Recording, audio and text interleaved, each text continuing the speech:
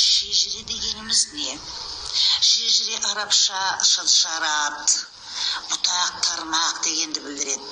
Халықтың шығу тегі, таралуын баяндайды. Тарих ғылымының бір тармағы. Қазақ тарихына, мәдениетіне, оның ішінде шежіреге қатысты еңбек жазғандар Шоқан Уәлиханов, Шәкәрім Құдайбердиев, Әлихан Бөкейхан, Ахмет Байтұрсынов, Машһүр Жүсіп Көпеев, Мұстафа Шоқайлар.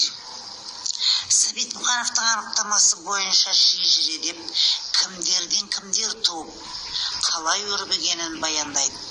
Ерте заманнан атадан балаға мирас болып келе жатқан ауызша деректерді айтады.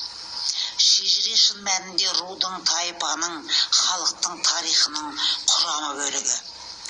Тарихи ата салты бар халықтар, жеке отбасының, әулеттің, сол сияқты атақты қолбасшының, мемлекет қайраткерлерінің шежіресін жасауды салтқа айналдырған.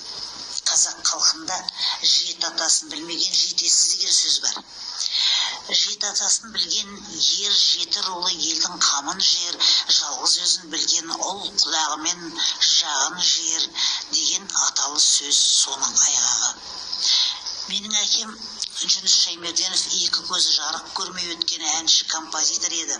Бала күнінен халықтың ауыз әдебиетін жатқа айтатын, өте зейінді, зерек болған, әңгімені жақсы айтатын, жыр дастандарды жатқа айтатын, шежірені тарқатып шежіре атанған адам.